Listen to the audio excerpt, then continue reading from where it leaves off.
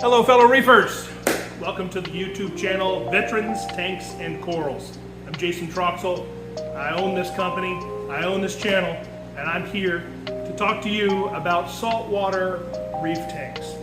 And today, I'm going to do my best David Letterman and give you the top 10 reasons you shouldn't be in this hobby. Number one, you are going to spend more money than you think. I would tell you that if you're frugal, building out a tank is going to run you around $50 a gallon. That includes the equipment, the water, the rock, the fish, the corals. If you're frugal. If you're not frugal, it's going to run you about $100 a gallon. You could do the math in your head. 300-gallon tank like the one behind me, $15,000 to $30,000. Why so much? Well, everything in here is going to cost you a lot of money because that's the market. Wish I could give you a better explanation. Right now, you can opt between brand new or used equipment. You can buy online and have it delivered, or you can go to your local fish store. All of these are viable. I have a preference. My preference is that you use your local fish store. You give them your business because they're going to give you their knowledge and they're going to give you their support. But at the end of the day, they have to make a profit. People online have to make a profit. Even the people who are trying to get out of the hobby and sell you their old equipment are trying to make a little bit of money. It's expensive. It's the number one reason. Number two, everything that can go wrong in this hobby will go wrong. And I'm not kidding you. Everything from a busted heater that failed open and stayed on and cooked your fish to a pump for a dosing pump that for some chemicals that got stuck in the open position, and instead of dosing 30 milliliters, maybe dose an entire liter of chemical in your tank. Anything that can go wrong will go wrong, and every time it does, it hurts. It really does, it hurts. Number three, fish are suicidal. I don't mean that to offend anyone, but I literally have had fish jump out of my tank and onto the floor where I didn't see it until the next morning or later that day, and they were dead.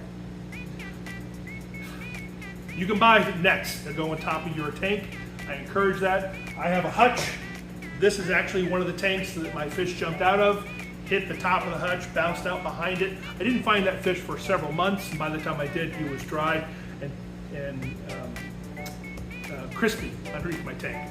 So again, fish are out to find freedom, and if they don't know any better, they will jump out of your tank and land on your carpet or your hardwood floors, and that's not a good thing. Number four, equipment failures are guaranteed.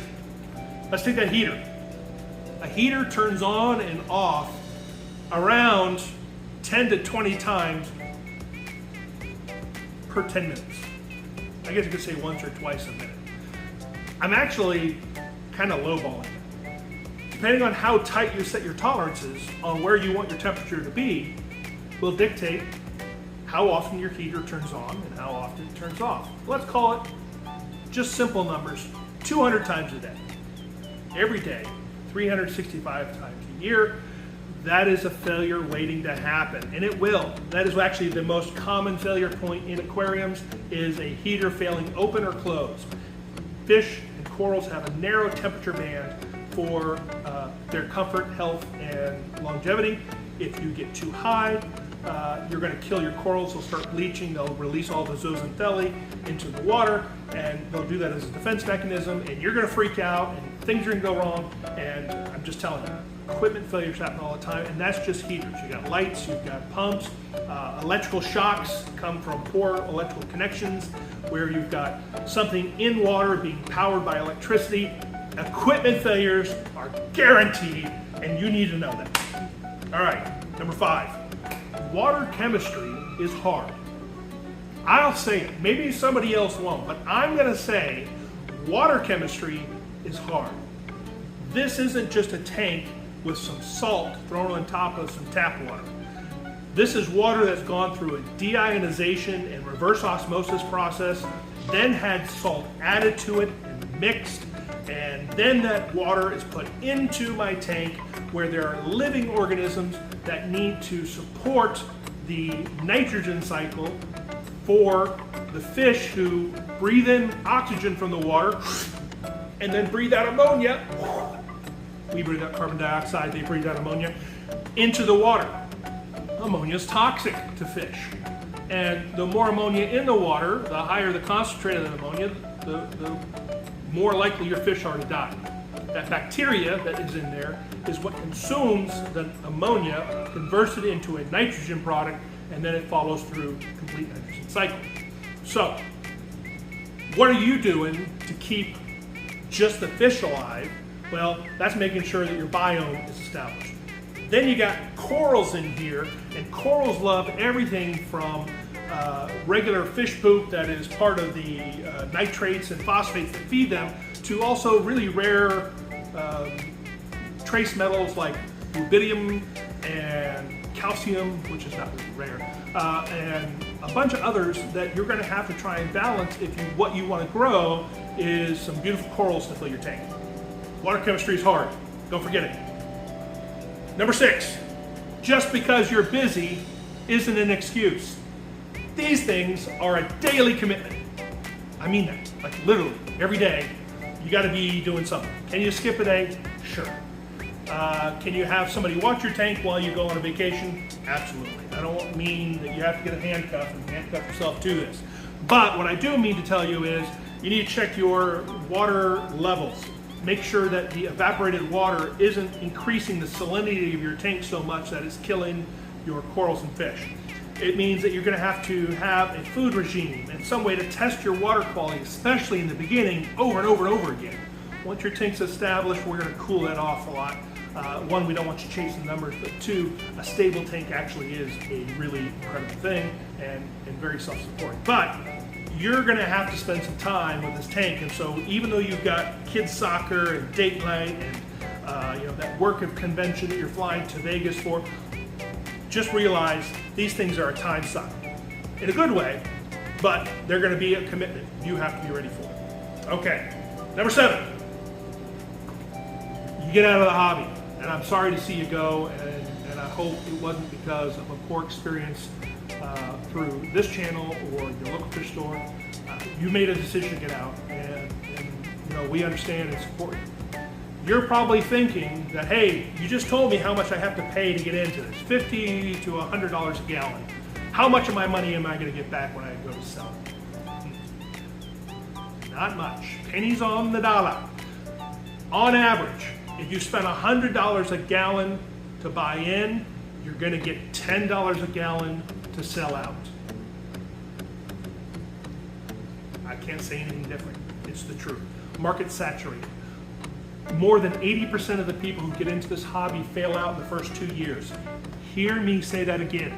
More than 80% of the people who get into this hobby fail out of this hobby in the first 2 years. They never continue on. That means that there's a ton of equipment available online and it's cheap.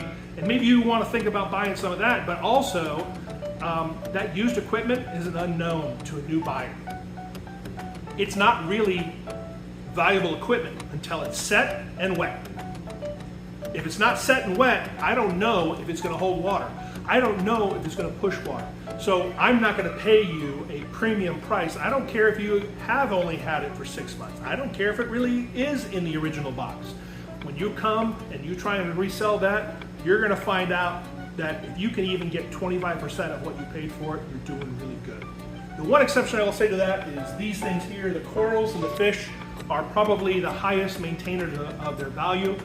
So if you do decide to get out of this, instead of piecemealing or trying to put together the whole thing for a sale online or through your Facebook groups or eBay or whatever the case might be, sell your livestock first. You'll get more money for it that way. Number 8, your first tank is usually not your right tank. What do I mean by that? You're gonna go out, you're gonna get a tank. Maybe it's going to be from Petco at $1 a gallon sale. You're going to go grab it, you're going to set it up, and you're going to realize, oh, this is tempered glass. I can't drill this tank. It'll just shatter. That's okay. I'll get some hang off the back, HOB, H-O-B, hang off the back equipment and this will be perfect. And then in 6 months to a year down the line, you're gonna look at that and go, you know what, why didn't I just buy a real tank that was already set up for salt water? I got all these ugly wires and equipment hanging off the back. That wasn't the right tank for me. And then you're gonna get to go through all this again, setting it up, buying the equipment, etc. So it's not a bad thing. It's part of the journey, that I love. But I just want you to know, your first tank usually isn't your last tank. Number 9, you, I'm glad my wife isn't here, are gonna flood your house, probably more than once. I know this sounds insane, but water making is the #1 way that I have disappointed my wife in this hobby, is because I turn the filter system on to run it through the deionization and reverse osmosis, and then the bucket overflows. Well, actually, in my bucket, I have a turn-off valve. When I'm moving water from that bucket to the next bucket, when I say bucket, I mean like 40-gallon brute cans. I don't have the same trick where it automatically turns off the water when it's transferring from one to one. So I'll start the process, and of course, at my 100 gallons an hour pump, and I'm moving 50 gallons, that's 30 minutes, right? So I invariably walk away, and the next thing I hear is water dripping. Oh no. And then you're rushing to go turn it off. Even worse, I've had it where I was filling up my tank and I got done and I wasn't paying attention, and because of the elevated height of my tank versus where my water source is, I created a reverse suction, and it ended up pulling about 100 gallons or so out of my tank. And you know where that 100 gallons went? Into that 50-gallon bucket? Yeah, all over the floor. So it's gonna happen. Be prepared for it. Number 10, and then I'll let you go for today. Absolutely nothing good happens fast in this hobby. I mean it. You want to get into this hobby. You want to have a fully dressed out mixed reef aquarium, and you want it for this weekend project. Not going to happen. I mean, I guess if you spend enough money and bought somebody else's system and just moved it from their house to your house, maybe. But the reality is that if you're starting a new tank, and that new tank is going to be set up through the traditional process, it's going to be 6 months before you're even placing healthy corals and watching them grow. That's it. That's it for today. Thank you so much. I'm really excited about this channel. I'm excited about you being here. My voice is really for you, brand new reefer, 3 months before you get it wet to 6 months to a year after you've set up your first aquarium. That's the time zone that we're focused on to make sure that you're successful. Thank you so much.